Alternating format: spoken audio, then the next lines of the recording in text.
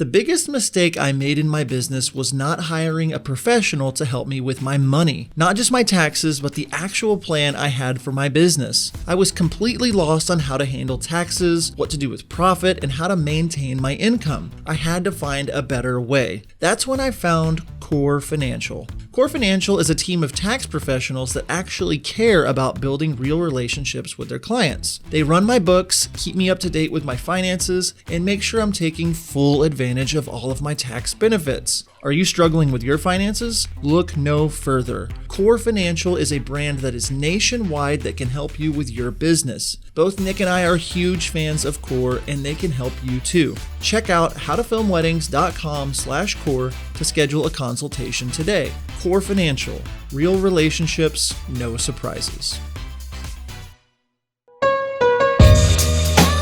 Hello and welcome to this week's episode of the How to Film Weddings podcast. My name is Nick Miller, and I am joined by all of my friends live adventure tonight.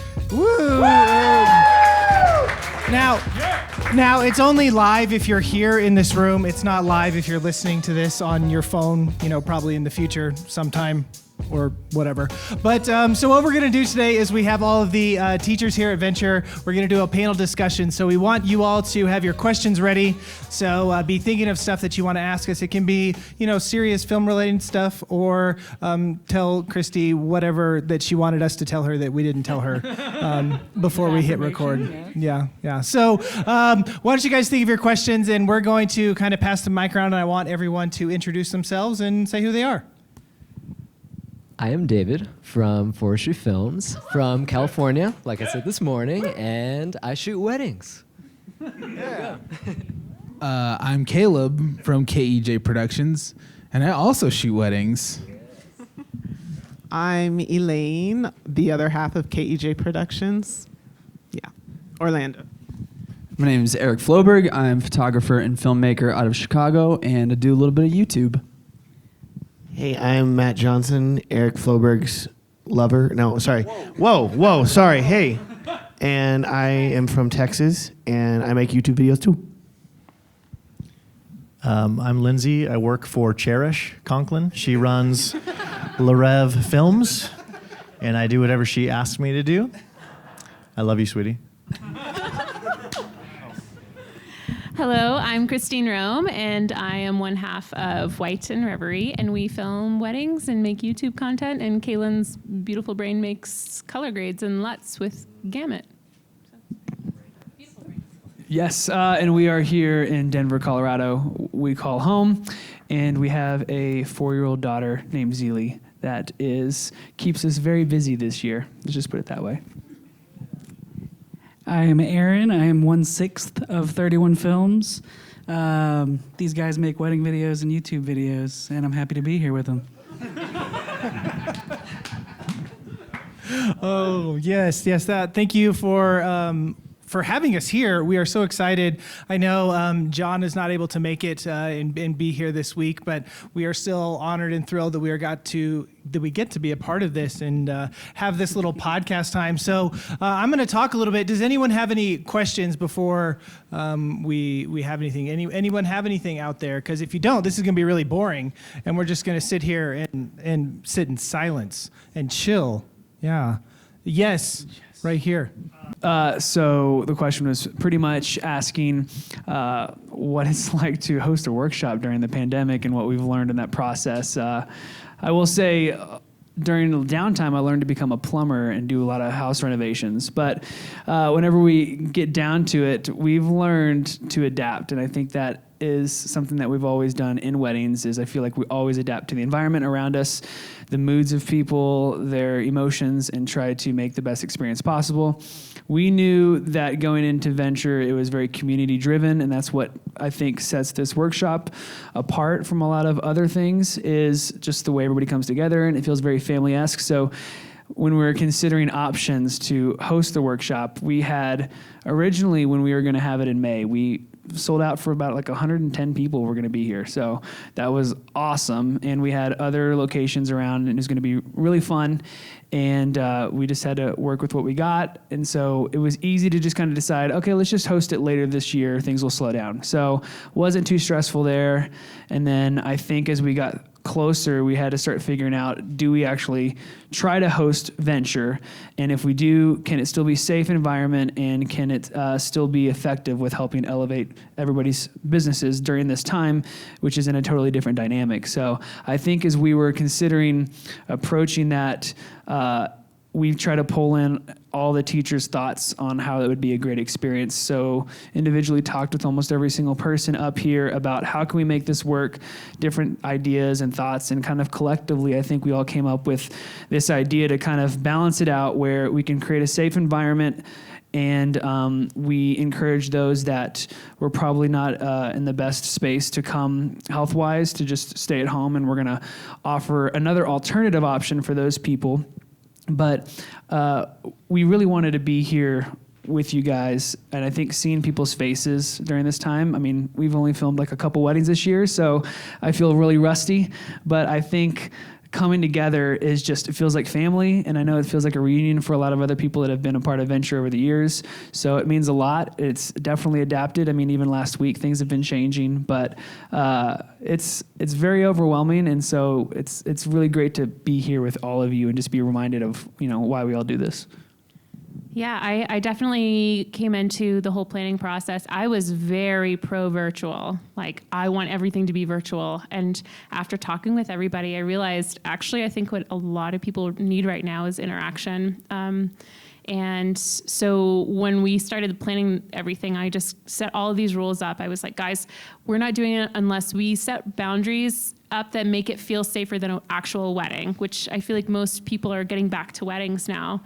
And so that was a big thing that I was a huge advocate for. And now I'm looking back and really feeling grateful for a lot of the things that we did, like having teachers pre-film things and having them sent in and things like that. So yeah, I just think it's that right now it's a world of adapting, and that doesn't mean with the world slowing down so much that you can't grow. And I feel like there's been a lot of growth in this time.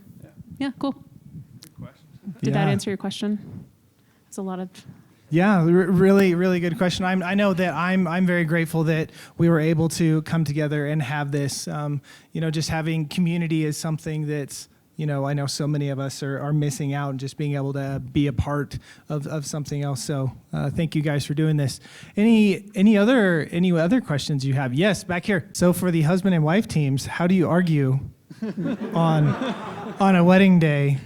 How do you get through that? So I mean, I can answer a little bit, but my wife's not here, so I don't know if that's a good idea or not. So Kaleb, I'll let you go first. I would 100% say it's communication, and we say this pretty often, but as a husband and wife, we could get on each other's nerves the best, and we know those words that will like trigger, the one on a wedding day. And I remember filming a wedding with a photographer team one time, and I saw a husband like be unkind to his wife in that moment, and that really sunk in for me, that I was like, I don't ever want to be that guy. And so you have to be very adamant about keeping it on your mind how you communicate during a day with your spouse, because it's your best friend, and you don't want to treat them like crap. So I would say that's what I would say. Good job. The only thing I would add to that is just creating space for grace, because this is a season that is just unprecedented in so many different ways, and just being compassionate and kind, and especially with the person that you're living with 24/7 every single day and working with. This question is always a little bit interesting for us to answer, because working together has always been part of our dynamic, because we met in the work field. So I'm kind of like, I don't know, we just do it. And I realize that's a really unfair answer for a lot of people. But I think the reason why we've been able to be successful is just learning to forgive quickly, trying not to take things personally, and as I mentioned earlier, just creating and leaving space for grace, a lot of grace and compassion, especially during this season.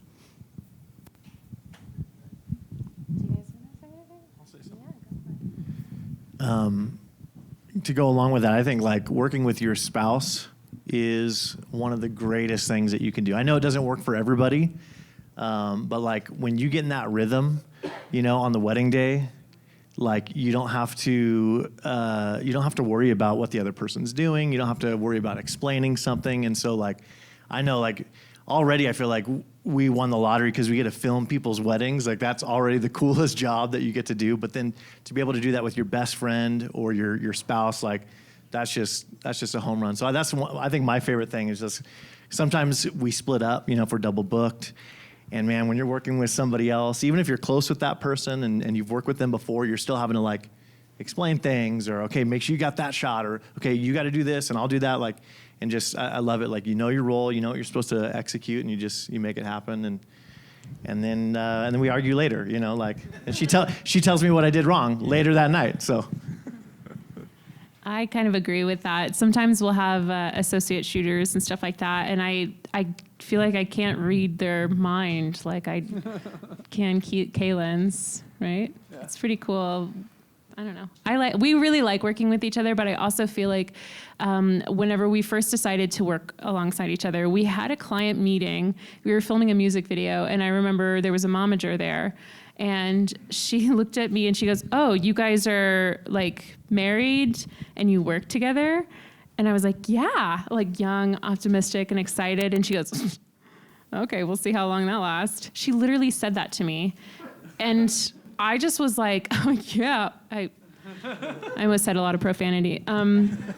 And because I really was like, "Are you kidding me, woman? Like, that is so rude." And so I went home and did extensive research. There's so many books and YouTube videos and things like that on ways to guard your relationship. And I feel like so many of those little things, communication, I'm glad that was the first thing brought up, because I think that that's a huge thing that Kaylin and I work on regularly. Even if it's a small comment like, "Hey, can you say that to me a little bit differently?" Or "Can you say that a little nicer?" And then I'll probably or I don't know. I feel like Kaylin responds really well to smooches. Sure. That's how to calm him down. It's the quickest way to de-escalate anger, just make out. That's fine. No, part of it too is like when we're filming, we've learned, what triggers each other. And I think whenever we realized, hey, when your shot sucks, how do you tell your partner that your shot sucks without getting them pissed? So we've learned, when you're done with that shot, I have an idea right after that. That's how we say it. So when we hear that, that means your shot sucks, but we just don't say those words because they're triggering. So just rewording things. Yeah, great answers. I remember whenever, before Jen came full time with me, I had my second shooters, and I'd be like, "Hey, go get all the stuff, like lug it all around, carry it all around." And then whenever my wife starts working with me, I can't be like, "Hey, go carry all my stuff," So I had to learn that. But I agree. Like, it's been great. There are tough times, and I don't know, a few weeks ago, Jen missed a important shot on the day, and like I wanted to be upset, but at the same time I was like, you know what, she's beating herself up, and like it's not gonna do any good for this wedding day or our relationship for me to just kick her while she's already feeling really bad. So where if it was someone that wasn't my wife, I might have, "You can just go home." No, I probably wouldn't have said that. But. Well, one more thing that I think was really helpful for me and Kaylin is understanding things like just really learning to research each other and figuring out things like love languages and Enneagrams and like what his ultimate goal in life is, why, sometimes he can be a little more critical, not just on the footage that we're getting, but like the edits that we're doing, but also on himself as he's doing things and filming things. And then also just knowing my inner motivations and things like that has been really, really just a huge part of communication for us, which is really helpful. That's huge. Love it. Thanks, guys, for answering. Okay, the question was, how do you balance like your mental health with not taking so much stuff personally with your business and keeping yourself mentally okay? Is there anyone that wants to take a stab at that? That's a good one.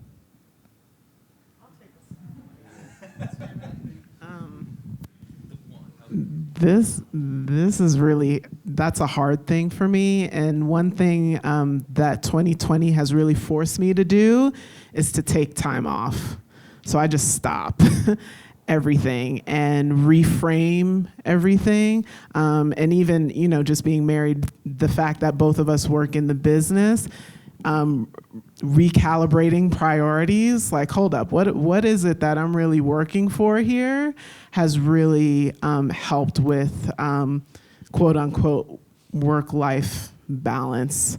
I just have had to set boundaries of like, you're taking the day off and the email can wait.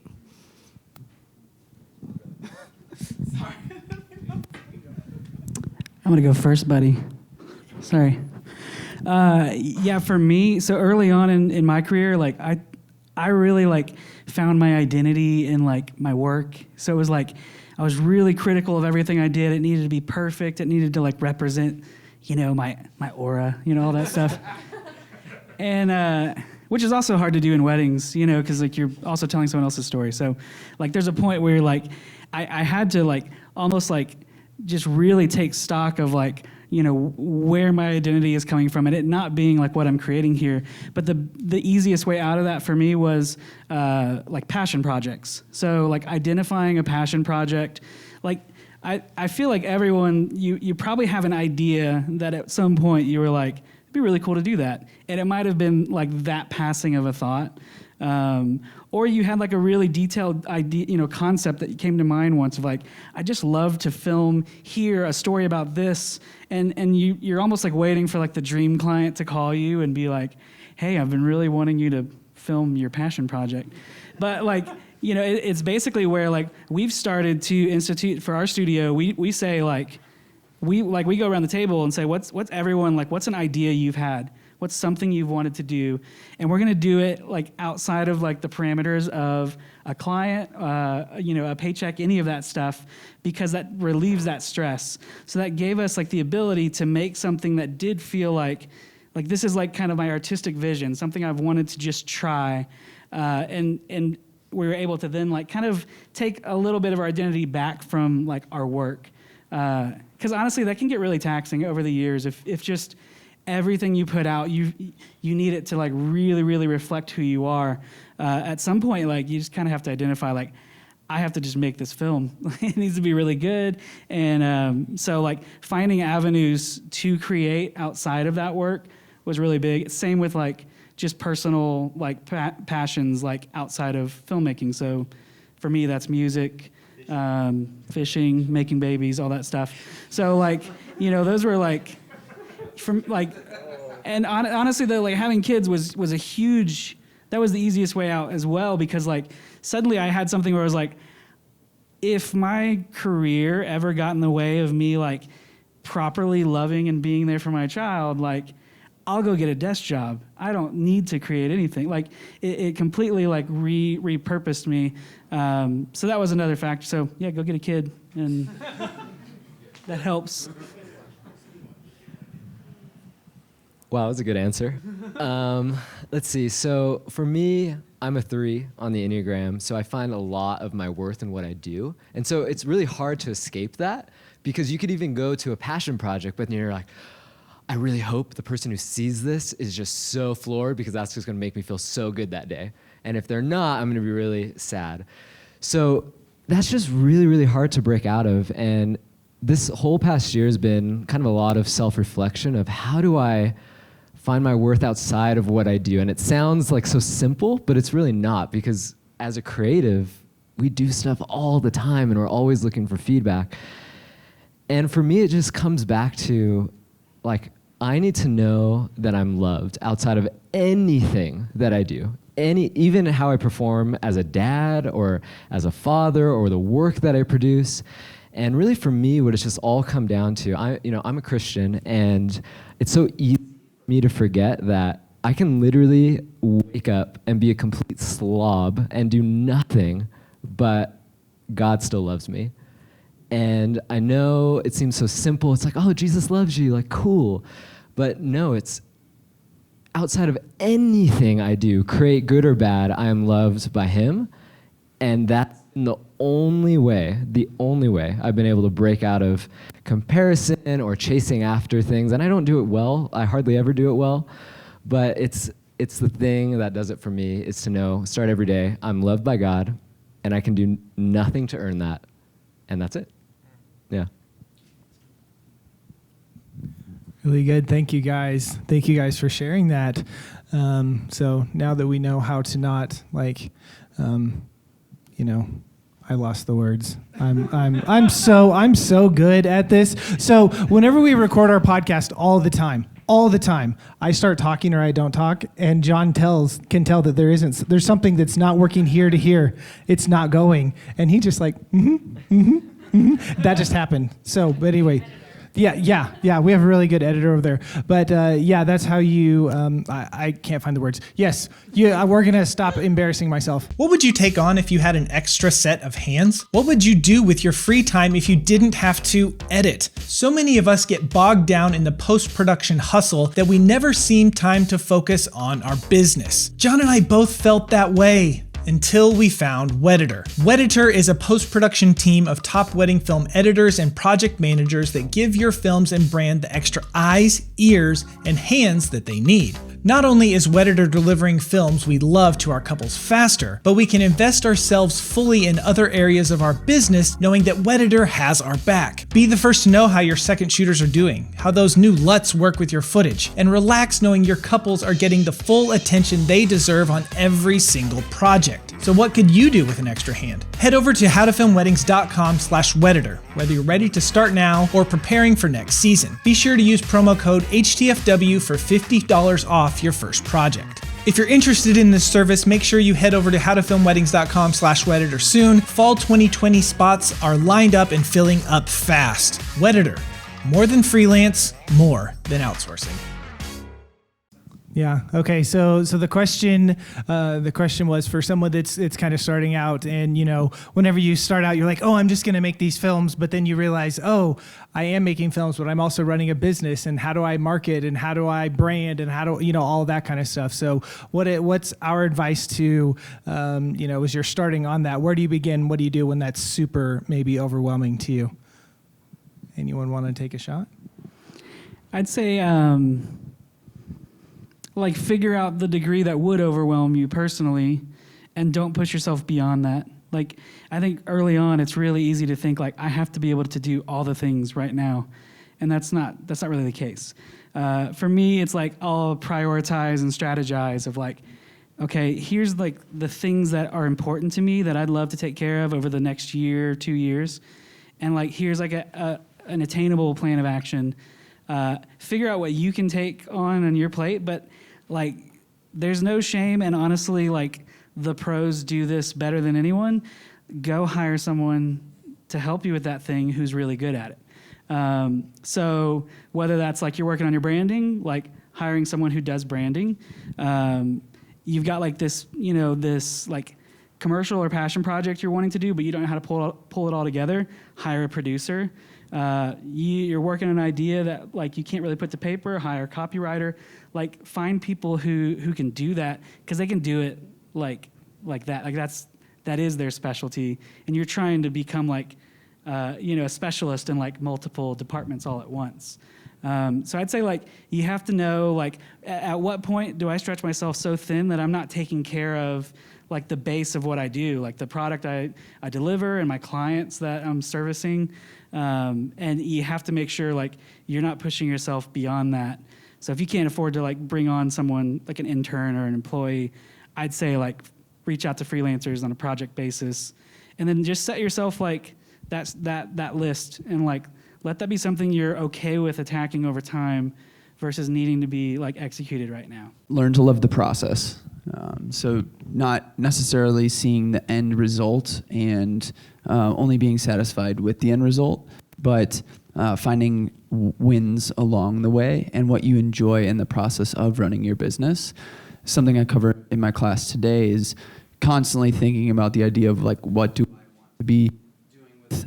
I want to be doing with my life in 10 years? 10 years from now, what is that going to be? What do I imagine that being for me and my family? And what am I doing to work towards that? And how can I enjoy that process in looking forward to meeting that goal? For me, it's a lot of passion projects now. I went through a few years of just completely grinding and feeling totally burned out. And so for me, I've realized that spending time with my family first and my kids is really fulfilling for me. Film photography is really fulfilling for me, just personal stuff and photographing my family on film. That medium brings me so much joy and fulfillment as an artist outside of just burning through digital images, and it's just a different process and medium for me. And then running is just this cathartic, beautiful metaphor for life. And I know I talk about it all the time. I'm sure people are sick of me talking about it, but I've started a new YouTube channel about it. I'm so passionate about it. But seriously, finding I love advocating for physical activity. It doesn't have to be running, but something that can get you in a healthy space and getting you on that track of seeing the metaphors that can come from that physical activity and how you can apply it to the process of what you do in your business. It's the slow burn. The process of marathon training is this thing that has taken 4 years for me. And it's this beautiful side-by-side metaphor of what it's taken me in growing my business.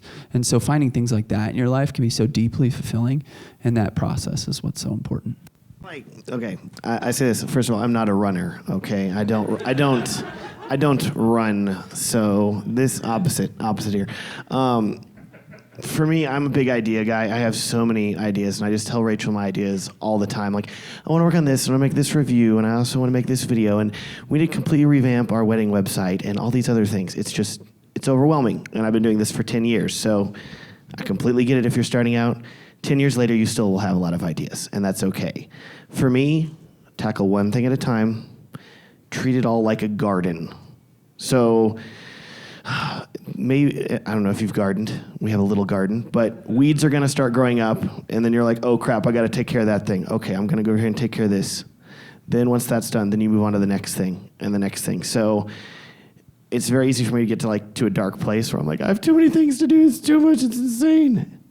Back off all of it, one thing at a time. What's the most pressing priority? Do that. So maybe for you, it's a website design. Okay, let's work on that. Okay, I got to get this edit done. Let's do that. Okay, and just one thing at a time. Everything else is going to take care of itself. You're going to be okay, probably. Or just go on a run. That's great. I hear that's great too, but I wouldn't do it personally. Yeah, that's great advice. I remember one time after I'd been married not very long, and I was looking at our finances and stuff. We had so much just debt, right out of college. We got credit card debt, and we got student loans. We got all this stuff, and I just called my dad, freaking out. I'm like, I don't know what to do about this. And he goes, hey Nick, how do you eat an elephant? Have you guys heard that? And he's like, one bite at a time. Yes, it's a big thing, and it's going to take you a long time. But if you sit down and you're like, okay, I need to eat this entire elephant in one sitting, you can't do it. But if you're one step at a time, just like you were saying, Matt's like, yeah. It's a metaphor. It's a metaphor. It's a metaphor. But So yeah, one step at a time. And then another thing that I think it's really so many of us do is, I look at so many people up here and I'm like, man, their films are great, their business looks awesome and all this stuff. And we start comparing our behind the scenes to Lindsey's highlight reel, right? And so, and they're like, man, I want these luxury weddings, I want to do all this, stuff. And so we start thinking, but then you get overwhelmed by that. So if you take, don't do that. Comparison is a thief of joy. I think you said that this morning, but, heard that before. So there's so much that can overwhelm you. Whenever we did our mentorship, I did a mentorship with David a few years ago. And one of the things he was talking about with time, do you remember this? I don't know. He was talking it made such a big impact that I just thought of it right now while I'm talking. Anyways, yeah, he was talking about a glass and rocks going in it. Do you remember this? And he's like, so you put big rocks in it first, like the big priority things, but then you can fit more rocks in there, like smaller rocks, and then even smaller rocks. I don't remember where that was going. I bet he did say better. And it probably has nothing to do with what we're talking about. I'm trying to remember. So the metaphor was you have a jar, and the big rocks signify the big things in your life that you really, really care about. You put those things in first, and then you put in a jar of sand, and then you put the sand in, and all the little things in your life kind of fill in around all the bigger things, the bigger rocks. Oh my goodness. Hi, guys. I'm here. I made it. I'm sure all of you guys are so excited. Can I sit in here? I couldn't let Nick do a podcast without me, so I got on a flight last minute. He was struggling. He was doing the thing where he repeats himself and then gets lost. He needs me. So, hi, everybody. I'm John. I'm sorry. I lost my father on Saturday night, and so I got here a little bit late, but I didn't want to miss being with you guys. So I'm going to try to hold it together, but happy birthday to you. Please continue. So good to see all my friends. So. Let's move on. Yeah. Let's open up to more questions. Okay, so the question was the phrase film with the edit in mind, but wedding days are so unpredictable and people kind of do what they want to do. What do you do with that? So it is overwhelming. I know a lot of people are like, yeah, film with the edit in mind, and as a beginner or just as a filmer, that's stressful. You're like, do I have to plan out the entire film and have this whole master plan? And it is helpful, but I like to keep it more simple. So when I'm doing portraits, I like to shoot as if I'm actually editing right there. So if I'm getting a shot, I'm thinking, okay, if I was looking at this in Final Cut, what is the next thing that I'd want to see? And I will get that shot. I'll stop recording, get the next shot, and I'm thinking, okay, cool. I'm playing, it's kind of creepy, but like inside my mind, music just going on, and I bring music during portrait sessions, just helps me get me in the vibe, and then I'll get the next shot and the next shot, and just shooting as if I was editing it right there. And that's kind of how simple I keep it. So I'm not our editor, and I don't know what goes on in our editor's mind. I've been trying to figure that out for 13 years. It's my wife, by the way.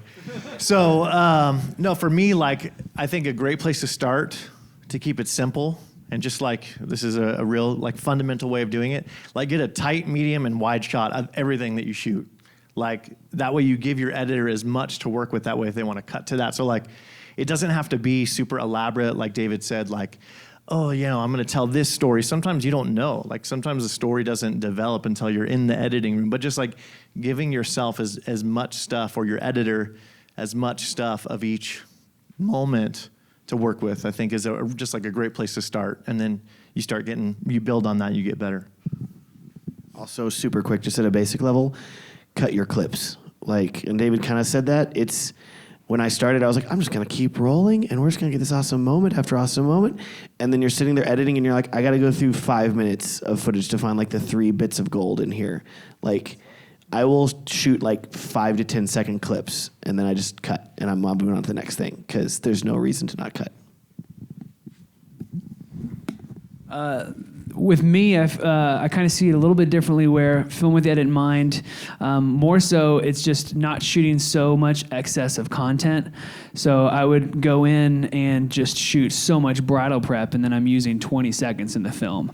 So it's more so thinking proactively, just, okay, this is the environment. There's some focus shots. Instead of just shooting the bride getting her makeup on, you're probably going to use mostly the last couple minutes of it. So I'm not going to shoot anymore unless I know it's probably going to make the edit. So I start focusing on this shot is good, or this shot probably doesn't make sense. And there's a couple times we would do portrait sessions, and I would get this really awesome epic shot, and then I would go to the edit, and Christy would not throw it in the film, and I'd be so pissed. But it's because it wasn't shot with a sequence, and it just stands on itself, and it doesn't make sense in the story, so we have to eliminate it. So in that case, if I'm shooting that epic shot, I have to have it make sense in the edit. So I need to shoot a tighter shot or something from another focal range that we can piece in. If it sits by itself, it doesn't work. I'll give you a really quick example.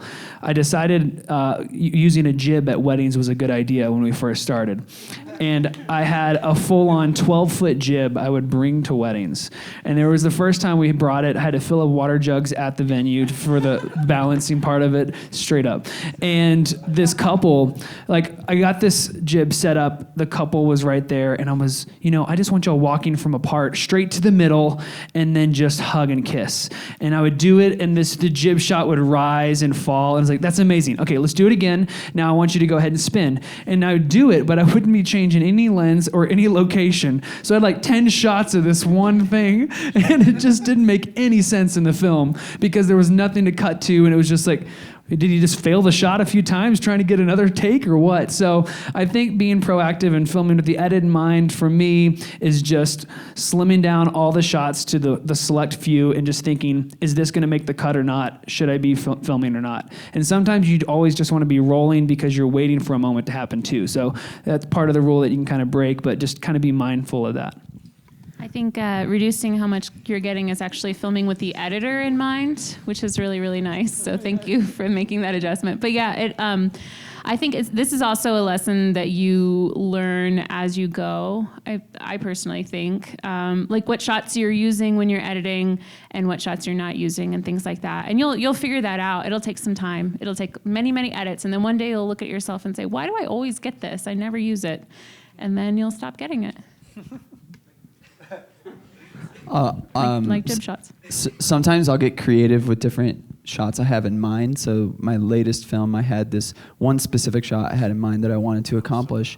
The stars lined up, and I got to do it right during the end of golden hour. It was this shot where the groom, I did a waist up, and he was reaching out his hand to go grab hers. I did a solo shot of her reaching back her hand to grab his. I cut back to him, and then I did a wide of them joining hands and holding and walking. So it's this cool image I had in my head of something I wanted to accomplish. I will usually only allow myself one of those, maybe two of those in a wedding film if it's in my head. Otherwise, I go off the principle of present over perfect and just literally opening up all of my senses while I'm shooting.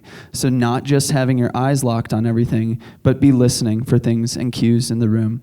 Be smelling things. Maybe there's food or other weird things happening. But quite honestly, there was one time it's applicable across photo and video a lot of times. One time I smelt the food being prepped, and I had no idea that the food was being prepped in an open air kitchen around the corner. And it was the most gorgeous, like, vegan vegetable meal over a fire. Like, shut up. It was beautiful. It was visually stunning. I would have completely missed it had I not, smelt that and paid attention to it, or even just the sense of feeling if you feel cold or wind, and then all of a sudden that's inspiring you to do something with that wind, like hair in the wind or whatever the case is, just leaving your senses open and being present in that moment so that you can let the narrative speak to itself in the edit.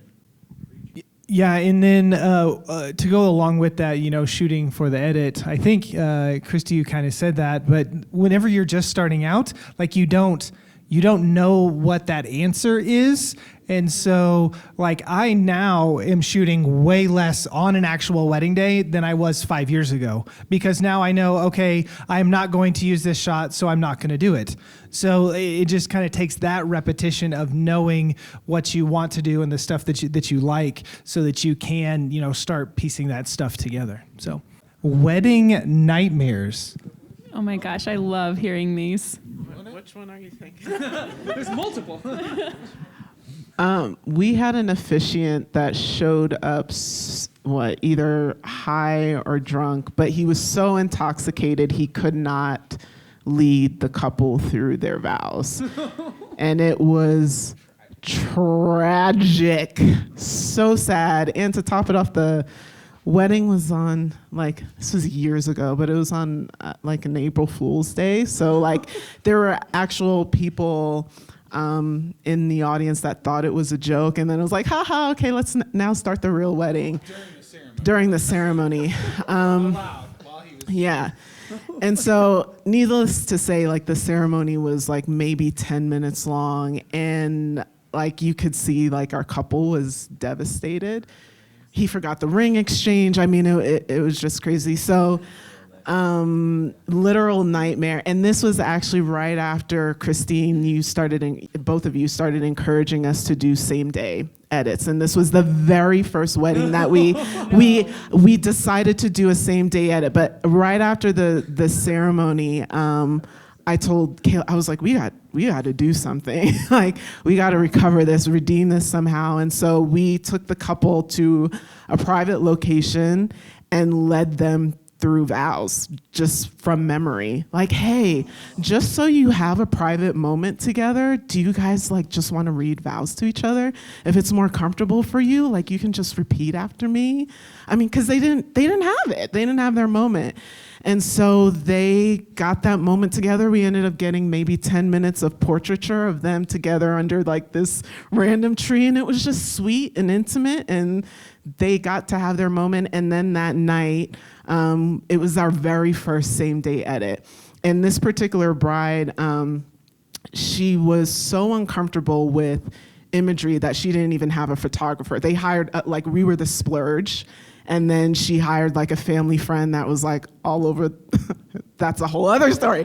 But anyway, at the end of the night, we did a same day teaser for her, and she cried and cried and cried, and then went and grabbed her family and brought them over to watch this edit, and then cried on us, and then mom came over and cried on us, and it was just such a picture to me of like, wow, what we can provide these couples is like, I mean, I think that changed so many things for us. Yeah, and I remember, man, it messed me up because the groom, he loved her so much.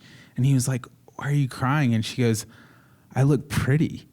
And I was like, oh, no. Like she was that insecure with like just her. And this is a beautiful girl, but you know, women have insecurities, and she just didn't want pictures at her own wedding. But I was like, she's beautiful. Like, we have all this beautiful imagery, and your day is still sacred, even though your officiant couldn't lead you through your vows. So you guys are heroes, man. Yeah. Okay. So to bring it up a little bit, I have to tell this one because Elaine, she was like, "You're never gonna believe me unless I do this," and she was standing there like on the bride side filming the officiant, and then all I see is this camera, and it pans down to the officiant's notes, and it's on a piece of cardboard.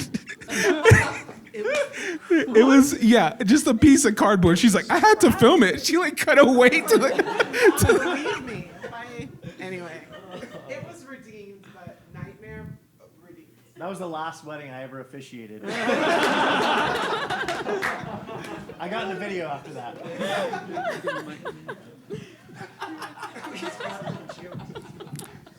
You guys got anything? I got something here. It's been 10 years, seen some stuff. Okay, real quick here. I was hired by this bride to film her wedding, and she was an editor. So she asked if she could just get the raw footage. And I said, great, easy for me. And I said, was there anything important that you wanted me to film? This is like 3 years into me filming weddings. And she said, I just want to make sure that you get the shot of the groom seeing me as I walk down the aisle. And I'm like, oh, easy. Like, how simple is that? He's standing still. This is going to be the easiest thing ever. No problem at all. So I literally have I have a second and a third shooter at this wedding. Full ceremonies all set up the tripods. Easy. So easy. Just make sure I film this groom. Easy. I don't even need to film this. I'll delegate it. You know, I'm going to get the cool shot of the bride walking down the aisle. It'll be in slow motion. It's going to look amazing. Second shooter, hey man, I need you to film the groom. He's like, I got you, bro. No problem. So wedding happens. I nail this shot of the bride walking down. It looks incredible. I'm like, oh, this is so great. She's going to love this here. We get home after the wedding, and I'm going through the footage. Like, oh, okay, got the bride. That's great. Okay, let's look at second shooter's footage. Okay, he's got good prep. Okay, where's that groom at? All right, where's that groom at? And I realized that my second shooter has filmed this perfectly composed, perfectly in focus, perfectly exposed, perfect rule of thirds shot of the best man. Like head and shoulders, tight crop, no one else around him. And I'm like, oh no. And it was not Rachel. This was years before Rachel. It's not Rachel, no. But they all looked the same. They were all like yell leaders at Texas A&M. They're all like 7 feet tall. They're all like just these huge dudes. And like, it's still like, the groom, man. The groom looks different still. Come on. So the only thing that saves me is that like at the very end of her walking down the aisle, the groom stepped forward slightly. So it's literally like the edge of the video is here, and this is his nose and eye. I'm like, there he is. Oh, good. So this is, Matt, 1 or 2 years into filming weddings. I'm like, did Matt tell the bride that he screwed up? No, he did not. Did I wait till she went through the footage herself and angrily texted me a week later? I did. I'm not proud of it, but I did. And big apology. She forgave me. It was okay. But now I don't delegate like really important things. I'm like, you want this? Okay, I'll make sure we get this, and it's okay. So yeah. But after that, I was still every wedding that second shooter shot for me. I'd be like, okay, who is the groom? And I'd be like, point at the groom, and I'd be like, and he's like, there's the groom. Like, okay, good. We're not going to do this again. Okay, great. Go through the old Rolodex of bad moments. I've done the best man thing once and used, like the sharpening tools in post to find the groom after the fact and make it look like he was in focus and threw a tilt shift on it. It was fun. But beyond that, we've had the bride who went to the hospital right before the ceremony with alcohol poisoning because the night before they were so slammed. We've had the groom who was so high that he giggled through all of his vows. Just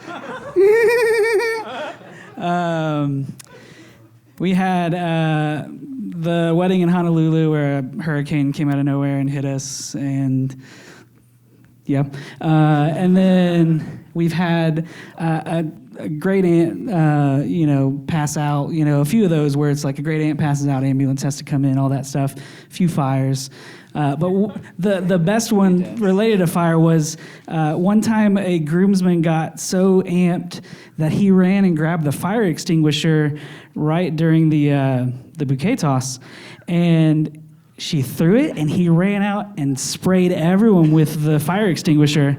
And I have this perfect slow-mo. Britton is like just right behind where the bouquet is, and he just has like this epic shot of it. And right from the side, a direct hit, the fire extinguisher just blasted him. So he was entirely white. The camera was coated. We walked outside and just cried for a while, but that was probably the best one. Wow. Oh, and the groom made us take the video and actually like zoom in and highlight the groomsman who did it, because I think he like sued him or something. But it was like, he literally was like, we need like proof of who did it if you have it. And like, I was like, I'm sorry, man. But he did like blast our camera, so he deserved it. What? Pass it on to him. One time when I was filming letters and stuff, the bride gave the groom, a boudoir book. And he's opening this, and just as he opens it, like all of the groomsmen like walk around this corner, and they're all like, "Dude, what is that? Like, what is that?" And he's like, "No, nothing." And let us see it. And we're like, no, like that's not for you. That's not really a horse. That was just kind of funny. But you got one? Yeah. So I did gymnastics in high school, and we get it. Athletics are great. So I learned how to do. I knew how to do a standing backflip in high school and mastered it. It was like my party trick in college. Like there's a dance floor and a dance circle, and I like run to the middle and do a standing backflip, and everyone's like, "Ah!" And so, like 4 years ago, we had So full day, 10-hour day.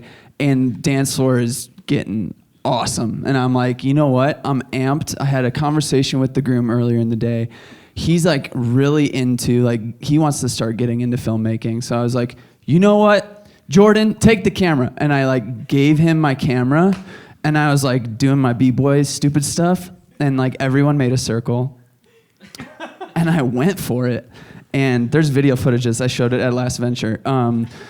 So I threw the backflip, and I literally landed like this. like my face ricocheted off the dance floor. And like it was literally like I threw the backflip, and everyone was like, "Oh!" And immediately like, "Oh!"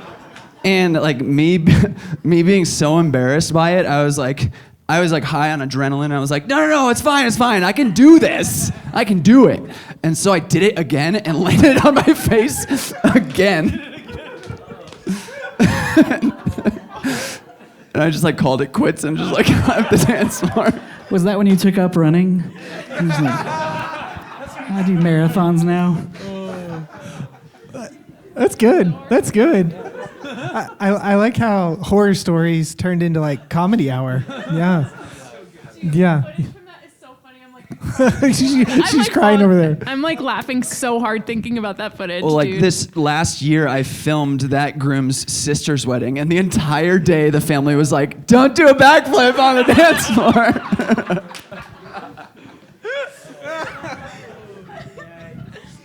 Oh, that's good. That's good. Are you tired of just sending a link to your couples when you are done with their film? Do you want to deliver something they can actually see and feel? Something physical? We are so excited to tell you about Photo Flash Drive. Photo Flash Drive's customizable hard drive and solid state drives give your client a peace of mind. Take your delivery experience to the next level with your couples. Photo Flash Drive uses state-of-the-art Seagate drives that are 100% customizable. PFD has the ability to print your logo, your couple's names, or both on the drive. You guys, we picked up a few of these and they are so good. We cannot wait to blow our clients away with this next level physical product. Not only can you customize these drives, Photo Flash Drive offers high quality, customizable boxes that you can brand with your logo to really blow your couples away. My favorite is the rustic slide box that has our logo engraved on the cover. Having a high quality product like this is something that has been definitely lacking in my business. The custom hard drives and solid state drives with cases are a great way to sell additional items to your couple, a great way to offer a full branding experience, and a great way to leave an impression. And today we have a deal for you. Use promo code HTFW15 for 15% off all hard drives, solid state drives, and cases. Head over to howtofilmweddings.com/photoflashdrive to see all the details.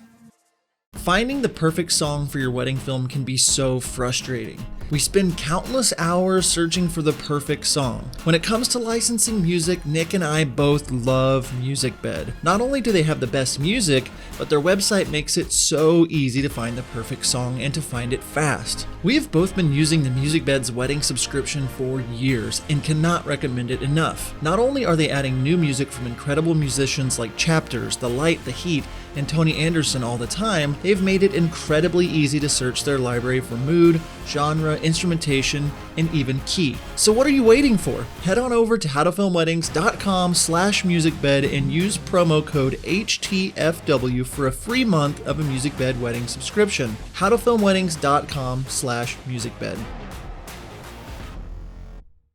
Okay, when it comes to the edit, what do you do when you've lost inspiration or momentum with the editing? So there's a point in every single one of my edits where I just absolutely hate it. Like it's just, I'm getting depressed. I'm like, man, I suck and the whole thing. And I just find, I just gotta walk away, get away. And if I ever get like really stuck where I don't know what to do, I just start dumping things on the timeline. I'm like, oh, that's cool. And one of the best ways I kind of break out of that is just finding a song that I'm really vibing to and just throw it in and start editing the song. And before I know it, I'm kind of out of that rut. So that's just a quick thing that I do that usually works every time. For me, I know that finding other creative outlets is super, super helpful. Earlier this year, I spent about 4 weeks on a film, and I might have gotten 20 seconds into it. That's like a real thing. I was like so COVID shocked and was in probably the worst rut that I've ever been in. And I just looked at Kaylin and like, I have 20 seconds into this film, and I hate every ounce of it. I think it's so, so awful. And so I quickly set up some childcare, and then took some space for myself, and then wrote up. I was up really late, just working on a side project. I literally wanted to just make a film of me and Kaylin doing a food fight. And I laughed so hard. I was up until 3 a.m. prepping for it. I finally felt like I had like creative energy going through my body again, which had felt like months since I'd had that.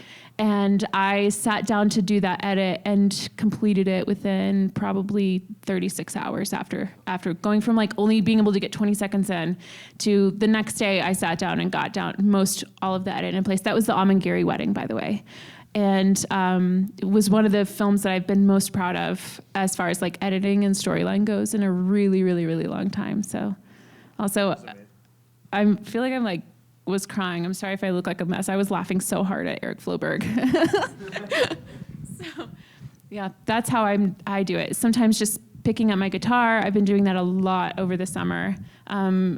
Just making other films or doing other things that are creative for me and taking a lot of space for me. Just as a mom, I feel like I have like mental overload sometimes, just too many things running through my mind all the time. And so just getting childcare, taking some space from that, and doing another creative project has really been super helpful for me. I know one thing that I do if it's like, okay, I have to get this done and I need to get it done and I'm just not feeling it, start at the end is a really good way that I found. Like start in some place where maybe the music's a little more emotional or driving the story or something like that. Just we often, let's start at the beginning and just go forward, but look for a different place in the edit. That has helped me kind of break out. And then when you start working backwards, you're like, it's kind of done. Yeah. Okay, so the question was working from home as a parent and just tips or anything like that. I actually, I would download an app that you can clock in and clock out. Like that honestly like helps my brain just like register like I'm working and I'm not working when I'm at home, because it's super easy for me to like be in an edit or like a pitch that I'm building and just like work all night, and my kids are running around my desk saying, "Daddy, come play with me," and I'm like, "Not now."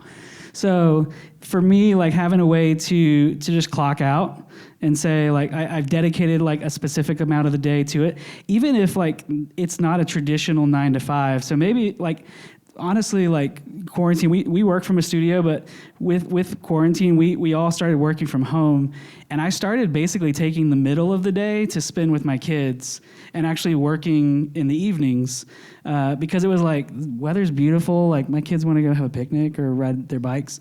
Instead of me being like at my desk while they were like basically like most active and interested in like exploring, I basically like just said, okay, well, what I'm going to do is I'll get up, take care of a few emails if there's anything pressing, and then I'm going to spend time with my kids until 3 or 4, when they usually like kind of just like disperse into their own worlds and start reading or, playing in the woods. And then, maybe I'll work in the evening, or yeah, we've got woods at our house. I'm sorry. But, plenty of times where I would just work, like spend time with my wife and my kids early in the day and then work in the evening. And my wife has like all of her like personal projects that she's working on. So now like kids are asleep and she can kind of focus on those things too. We already had like a lot of our quality time.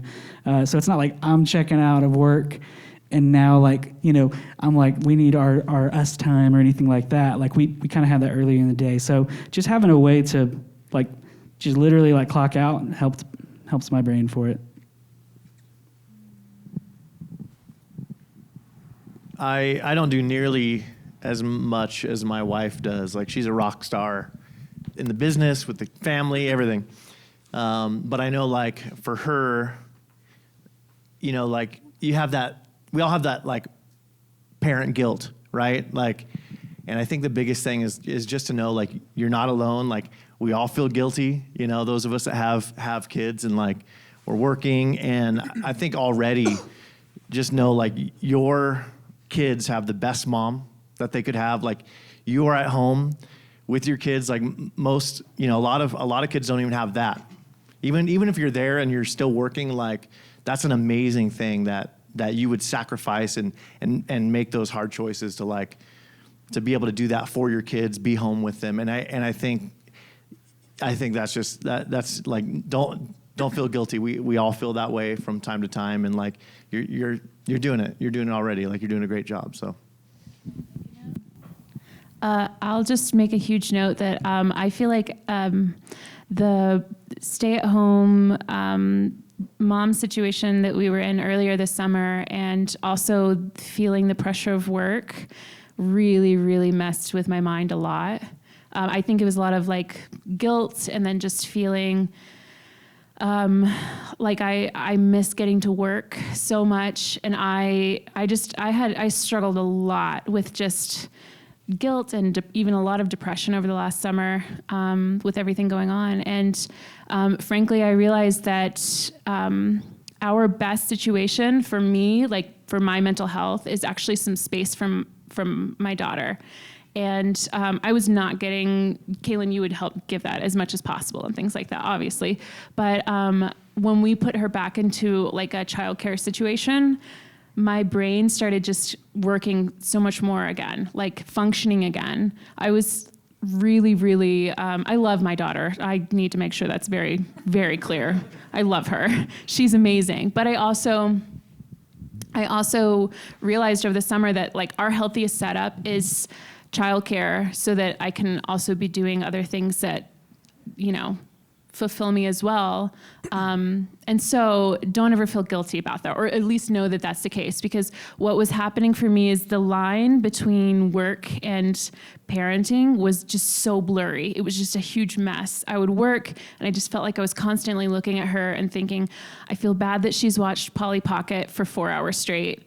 And so we now have it set up where where I can work and I can focus on work and be creative and do the things that I do best there. And then when she gets home, I can be with her. And that has been the healthiest thing we've done all summer, is get her back into a childcare situation. So hopefully the world doesn't shut down again, because your girl Christine really needs some space. I have one. Yeah, don't ever feel guilty if that's a better situation for you, because it's not for everybody, but it is for us. And so know that that's an okay thing too. Yeah, I think the comparison game is really tough for us small business owners. Like, as parents, it's like I'm seeing, like Kalen doing stuff with his daughter during the day. I'm like, man, I'm a bad father. I'm like, and I would just say, give yourself grace, like, and don't compare yourself to other people. And what really helps me, I stole it from Nick, which I steal a lot of things from Nick, is literally like turn your Wi-Fi off and set timers and just communicate with your spouse. Like, I'm working from this time to this time, and I'm going to be fully present with my work. But once that is over, I'm going to be fully present with my family. And put your phone away, stop looking at it, whenever that time is that you decide. And I've been doing that where, like, I get home, I put my phone like in the bathroom on the cabinet and turn it on Do Not Disturb, and I have the most amazing time with my kids. So those little things help. And then turning the Wi-Fi off, setting timers where you're doing stuff so you don't blur those lines all the time, where it feels like I'm never stopping either of these things. So, What? Sorry, the question was, what are podcasts you're listening to? Or books, or other stuff. I'm just kidding. I'm just kidding. So yeah, where do you want to start, David? We'll start with you. Nope. Yep. Sure.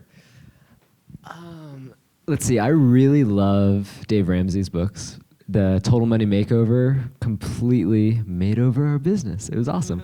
It was really good, like, as a business owner, just getting your money and finances settled and out of debt and knowing how to just do basic money things, which his books really teach you really well, has been amazing for our business. So that's one I really recommend everyone should read. Elaine and I, we kind of, whenever we're driving, we'll do, she started the Michelle Obama podcast. And we got to listen to the one with Conan O'Brien, and just talking about family and marriage, and it was so great. So I would highly recommend that podcast. I kind of just took that because I knew Elaine was going to go that way, and I didn't really have anything. Thanks, Jimenez. This is hard because I feel like this year, this is like the most honest answer ever. I went into 2020 and I was like, I'm gonna read 25 books this year, and I haven't gotten through one. Like, I started this Bonhoeffer book, autobiography, which was incredible, and it's big and dense, and it was awesome. And then March hit when everything started to kind of is this going to be a weird year? And then I stopped reading and listening to everything, and my self-care became just kind of sitting on my floor and in silence. Silence and solitude has been my go-to this year. Probably, I know that's not the answer you're looking for, but just spending time outdoors in nature, that is really what my soul has been craving this year. So yeah, I have no book recommendations. Bonhoeffer's good though. Yeah, you can read that. There's a podcast called How to Film Weddings. I don't know if you guys checked it out, but if you haven't, no, but seriously, I read a lot of Malcolm Gladwell. I really love his stuff. I love how he analyzes things and brings data and research. And then I've tried to stop listening to business podcasts just because I consume so much. But I've been listening to Dax Shepard, Armchair Expert, a lot. I've really been digging that, the conversations he has. So fresh that it's different perspectives, different people, and just so real. It helps me to tell my stories better. I don't read, and I just really hate it. So I also don't listen to podcasts, and I will watch some financial YouTube stuff that gets me amped. Some Graham Stephan or Andre Jick. Yeah, so I'll do that, but I have listened to one podcast. It's called the Dad Strides podcast, and it's about running. But what's cool about this is it was started by the two social media guys from Moment. If you've heard of the company Moment, Kaleb and Niles, they do Moment's social media. So it's been really crazy. I've actually been getting really connected with them through Dad Strides, as well as other photographers and filmmakers who I don't think I would have had a chance to connect with. So it's this weird industry crossover. So I don't know. I think it's really cool when you start getting hobbies and things that you like and are interested in, and you can start making connections with other creative people through those mediums. I could put on airs for you guys, oh man, let me tell you all I've been learning. But honestly, I got an Xbox Game Pass subscription 2 months ago. And a lot of my time after the baby goes to sleep, I'm Daddy needs to chill for a little while. And the only podcasts I've really been listening to have been political podcasts, because I've just been watching the show and we can't stop just talking about it. And I'm so thankful that November's coming and then I can go back to my normal tech podcasts. It's just being real. Just telling you guys how it is. I don't read that much either, but one of my sorry, I don't run either. I don't own an Xbox. Actually, I do. I own two. No, I know. Honestly, seriously. So no, actually, one of my favorite books. It's an oldie but a goodie. Is Simon Sinek's Start With Why. So especially for you guys that are just starting out and building a business, understanding your why you're doing what you're doing is so important. And when you latch onto that, the sky's the limit. And then there's a really cool podcast called How They Built It.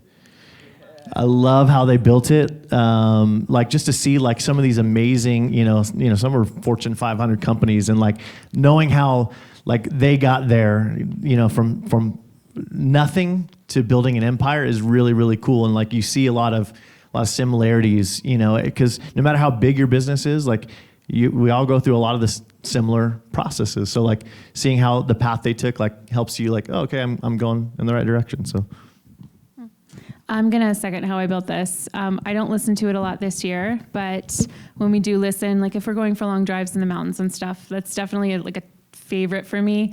I feel the biggest thing that I love to hear from that is this struggle story. I feel every single one of them have a struggle story, and it's really just comforting to know. But other than that, I always recommend How to Win Friends and Influence People. Yeah, thanks. Thank you. For any business owner that's working with people and things like that. Just knowing how to like read the room and understand people and how to like build people up and things like that. There's a lot of really good information in there. I'm also going to second the fact that silence has been healing this year for me too. I've just spent a lot of time like, I just need to go outside and rake the yard or something and just be alone and quiet. And I feel like that's been really, really a little, where I've had times in my life where I feel like I'm desperately growing and so hungry for growth. This has also felt strangely like a year of just trying to heal a little bit and rest and, so silence has been really good for me there to just let my brain relax a little. So you listen to more podcasts. Yeah. I mainly just listen to like religious or political podcasts and then Gimlet podcasts like Reply All and some stuff like that. I don't read traditionally, like read books. I'll read like manuals or I'll read captions. No. I enjoy reading like white papers on stuff. No, I kind of am a part of a couple like websites, like forums that I just read a lot of information on certain topics. So I'll find stuff and just dive in and read elsewhere and find all that information and soak it in. Usually whenever I'm eating, I'm just watching some tutorial on YouTube so that I can learn. So I'm always just looking to ingest information somehow. Constantly. So it's weird though, because I'm so extrovert that I never take any time for myself. I just don't feel the need to introvert. It's weird.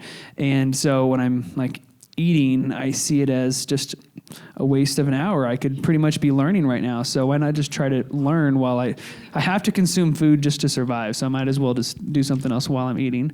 So pretty lame in that aspect. So I'm a great person to hang out with when you go to a restaurant. So just kidding. No, I'm always impressed by your constant hunger for information and learning. It's always really, really cool to see because I'm not always I feel like I need the time to process the information that I'm learning, and you don't. I think it's really cool. And this year I've also really taken on the hobby of Lego building. So I'm really into Legos right now. And I have an ultimate build weekend next month that's going to be pretty awesome at our house. People are flying in. It's going to be like awesome builds. So it's going to be pretty rad. Just saying that, everybody's got their own passions, It just brings back the childhood in me, So it's fun. I'll have to say, I love how mostly illiterate we all are. It's the key to a successful business. Just avoid reading. So podcasts are huge for me. Like, honestly, I just need a way to, like, escape. And I'm the same with John. Like, I just need real human stories that aren't business strategy because I'm honestly spending all day thinking strategy. And I just, I need to escape from that. So Armchair Expert, it's a huge one for me. Beyond that, there's, This American Life and Radiolab. Radiolab to me is that's like a workshop in storytelling. Like it's just, it's really, they have a gift for how they put things together. For business, for reading, 99U, their series of books, How to Maximize Your Potential, and I think there's one that's Building a Business, I forget the name. Probably the most, ironically, I don't remember the name, but the most impactful business books that I've ever read. It's essentially just all of these entrepreneurs from all over the world that are just basically adding in notes that address how they tackle each day. And you get to hear people who, the ones who wake up at 3 a.m. and they hit the ground running and they go nonstop. And then you hear the ones who I'm sleeping till noon because that's my creative process. And then I'm going to go pour my tea. And so it's a great balance in seeing the way that the creative process is not the same for anyone. And it's really about finding how it works for you. So the 99U series is great. But yeah, beyond that, if I'm reading something, it's probably Enneagram or Twitter, yeah. Let's play the Constitution or something. Can I make one more note? Masterclass also has a lot of really, really good stuff. It's not wedding films, but if you can dive into the idea of what directors are thinking about when they're filming, how they're framing things, how they're lighting things. I mean, there's endless information there about the filmmaking world in general, and bringing some of that into your process as well has been really cool for us. I know that's only benefited us, right? Yeah. We don't watch a lot of it lately, but I know that in past years, we were like really, we would make it like a weekly thing, and another filmmaker would come over and we would watch it and then sit and talk for 3 hours about how inspired we were. And it was really, really cool. So that was also a super cool thing. So if you're listening at home, thanks for tuning in. Make sure you check out the show notes and sign up for Honeybooks so John and Nick can get rich with affiliate commissions. I'm just kidding. A book that I read earlier this year is Donald Miller's Building a Story Brand.